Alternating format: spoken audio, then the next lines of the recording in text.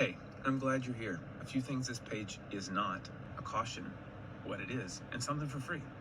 Okay, it's not a therapy page. I'm not a professional. I am not even remotely qualified to help you with the deep therapeutical stuff, though I think therapy's awesome. So find somebody that is. I'm not a neurodivergence expert, though I'm pretty sure I'm neurodivergent in some way. My wife has ADHD, so we're going to speak to a lot of those things, but I in no way have like a formal education in those things. Okay, so what the heck is this page then? Glad you asked. About 15 years ago, I found myself really realizing that I didn't have the tools to navigate the social waters of right now. Now, the social waters of right now aren't awesome. There's so much wrong with it. And there are people doing the heavy lifting of making sure that this world changes. In the meantime, I want to give you the tools to navigate right now. And as that world changes, I'll update my tools. But in the meantime, I want to make sure that you know how to have a conversation based on the current social rules. I want to make sure that you know how to have an initial interview, how to give feedback at work. Those practical things that sometimes we just miss, and they have huge, huge ramifications on our life. I like to say, I take the implicit rules of the world and I make them explicit.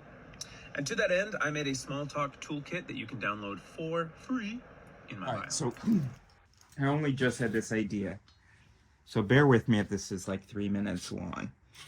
But the idea is, wouldn't it be good if I made videos explaining the neurotypicals, like how to behave? On Instagram, there's this nice and intelligent, it seems, guy named Cole Jeanette, and he makes videos on the social code. And there's a market for it now because everybody's online talk about social. We're not talking about it, but just like, oh, I'm awkward, I'm ADHD, I'm autistic, whatever. And so great. So he's got these videos where he gives people ways to communicate or to exchange with a normal, basic ass bitch human being. I'm sorry, with a normal human being. And I noticed that there's an interesting timeline in my feed anyway. I feel like only in the last year, I started noticing posts complaining about people who take a conversation and make it about them. So you want to make it about you, you're talking about you, and then all of a sudden they fucking talk about something that relates to them, and you see, what the fuck, we're supposed to be talking about me. Okay. And so you get real upset that this person dared to relate the conversation, the dual person conversation, back to themselves. Even though this is supposed to be an exchange where I'm giving you things about me, you're giving me things about you, and we're like, that's an exchange, right? Okay, I say a verse, you say a verse, it's a conversation, right? But what I noticed in Cole Jeanette's videos is he'll be like, here's how to have like a healthy conversation or something like that. And in one video, he says, rather than doing this, and then you've got person A who says, hey, this is true about me. Person B who says, oh, hey, but he chose, of course, things that it's like, what is the relationship? A says, this is true about me. B says, this is true about me. A says, this is true about me. But he shows A as the victim, like, oh, but I started. So we should only be saying things about me. So then what he does is he offers an alternative, which is whoever starts, I guess, is who the conversation is going to be about. It can't be about the both or the connection or anything. Okay, so person A starts talking, says, hey, this is true about me. And then person B, he suggests, goes, oh, tell me more. Person A goes, yeah, well, more about me. And then person B goes, oh, and was that unexpected or some question? Was that difficult? Was that, oh man, that seems to be a popular sport. Was it hard to find an instructor? Oh, thank you so much. More about me. And so here's what I was thinking could be fun. I think that all that's super useful. Okay, I do, honestly. Um, I think that it is important that every neurodivergent person or every person that just doesn't have whatever this social code is of I'm not allowed to say anything about myself. I need the person to constantly invite things out of me. Whatever that social code is, it exists. And people who aren't constantly sending invitations, who actually have something to say themselves, um, are seen, you know, not great. So that's great to give them an opportunity, give people like me an opportunity. Ah, okay. So if I ask questions, if I just really keep the focus on their thing, and whatever I think of that relates to me, I shut it down because that's not what this. I mean, literally, I'll just put some clips now. One trap I see people get into in conversation is that one person shares something about themselves. Hey, I'm actually really into pottery. And then the other person goes, my friend's daughter sells pottery. And then they share about that. And then you can kind of see in the eyes of the other person, like, oh, okay, I don't know what to do with that. And then the awkward silence ensues, and then they circle around again and try to find another connection. This can work sometimes, but it's kind of slow. So try this instead. Instead of following your connection in your world to the thing they said, follow your curiosity to their world. So they might say, I'm into pottery. And you go, man, I've seen people with the videos of them doing that. Like, how hard is that to keep the clay in form? Or if maybe you don't care about the task of pottery, but you care about people and their stories, you might go, I've always kind of wondered, like, how do people get into pottery? How did you get into pottery? So follow your curiosity, not your connection to the topic. Keeping it practical today, I want to give you an example of a two-sided, small talk, but genuine conversation. Here goes. Hey, can I ask you a question? Yeah, sure. I noticed you've got some sunburn. What were you up to this weekend? Oh, it was actually a friend of mine has a boat, and we've been talking about going out on it for a while to do like tubing and wakeboarding with the kids. So we finally did it, and I never remember sunscreen. Wakeboarding, huh? Are you like, is wakeboarding something that you're into? Like, when was the last time you wakeboarded?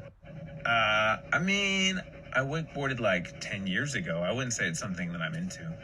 And you said kids, were there like teens or like little kids?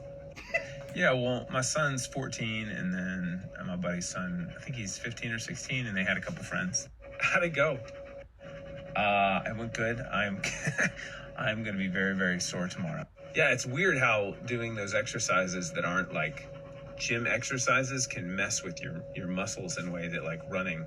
I know I went to the gym last week and I didn't feel sore at all, but then I was like pulling weeds in the garden all weekend and my forearms are killing me. A garden, huh? What are you growing? Honestly, tomatoes. Tomatoes and only tomatoes. I just set up like an automatic watering thing, and if I get like a dozen tomatoes at the end of the year, I'm happy. Conversation versus dual monologue. Hey, how are you doing today? Oh, I'm doing good. Thanks for asking. Here's some stuff that happened this week. Some things I'm feeling and thinking. Oh my goodness, that's incredible. That reminds me so much of me. Here's some stuff that I thought this week. Oh my goodness, really? That actually reminds me of me. Did you know in high school I did this thing? No, I didn't know you did this thing. I actually did a different, unrelated thing in high school. Try this instead. How are you doing today? Oh, I'm doing pretty good. Here's some thoughts, feelings I had this week, some stuff that happened. Oh, really? I didn't know that was going on. So that kind of makes me wonder about this. Yeah, well, that's a good question. Here's some more stuff that I wasn't going to tell you unless you asked. Oh, so you're saying this? 100%. Yes, and here's some even more stuff I definitely wasn't going to share until you got it. So here's the point. The point is that I would like to make videos because I think that's so nice what he's doing. And I would like to make videos, but they will not be sarcastic. Well, how can they not be that? I want to make videos for the neurotypical. Like the last girl I dated or was intimate with or whatever. She was someone so good at asking questions when she first meets people, and you're there and you're answering all these questions, and the questions never stop. And sometimes when you turn it back or something, she gives you like a one-word answer and then sends back a question. And at first, you think you're having a normal conversation. You think she's just that interested. And then I remember one time I was hanging out with her and somebody else. And she was saying that his answers to her questions were so boring. She was asking about his job and stuff, and it was a terribly boring job. And she was saying, I didn't know what to do, and then I ran out of questions. Sorry, is that what a conversation is to you? Making noise? And so the easiest, the best, the most polite, the most moral way for noise to be made is for the woman or the softer of the two personalities to just be asking questions, giving absolutely nothing, just asking questions. How is that even the social code that that's the correct thing to do, to just keep asking someone questions? Obviously, there's value in asking someone questions. And that should be something that we can turn on when someone says, hey, hold on. I don't think you understand what I'm trying to tell you enough. Let's keep the focus on this, because I do want this conversation to be about me and about this thing that I want to express. And then the other person's like, oh, my bad. Thought it was like an exchange, we're just like, small talk, whatever comes to mind, we just say it to the other person. And over the course of that, we glean details and we get comfortable with the person. Sorry, I misunderstood. Okay. This is more like, okay, so tell me more about that. And that's okay, because sometimes we do need invitations. Sometimes we do need someone's attention to be on only what we're saying, and we're not interested in putting attention on what they're saying. And that's okay. So we ask for that. So that's what my first video would be. Hey, I'm going to make a video like, hey, do you sometimes, how do I do it seriously, though? All right, let's try. So, hey, guys. How would I even describe you people? Hey, so are you pretty polite? And it's pretty annoying when, there isn't like enough room for you in like a conversation and stuff, and you feel like no one's really listening to you and stuff like that. And then if you told them and they're like, no thanks, then walk away.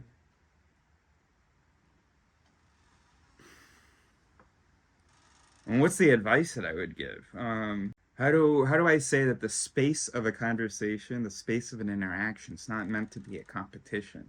It's not meant to be, no, you first. No, you please. No. I mean, not that that's a competition, but what I'm saying is it's not like a zero-sum thing, right?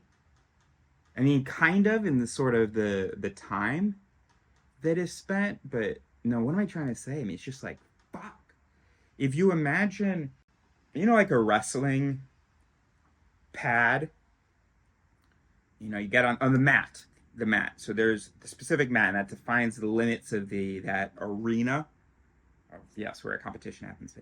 I just thought of it. I mean, because we do like competitive things, so that's where I got my thing from. But anyway, so you get onto the mat, the two people, and then that's what should be happening. Both should be jumping on that mat together. Hey, let's exchange. But it's almost like we have learned that we have to be like, no, you please go on the mat. Please, no, you on the mat. No, you're the center. No, you on the mat, please. I just want to ask questions about you and your life. No, hey. Okay, I'll give you 2 words for an answer for me. Now back to you. I wouldn't dare step on the mat. Unless he's kind of an asshole for not inviting me onto the mat, right? I mean, he has invited me, and I've stepped on, and then I immediately step back off, because, But he should invite me more, shouldn't he? Isn't that kind of ridiculous? He was like, yes, like, what do you think? And then, like, I didn't give much of an answer, and then asked him a question. And he fucking answered my question, rather than, like, insisting on hearing more from me. Oh, that's tough. Tell the person.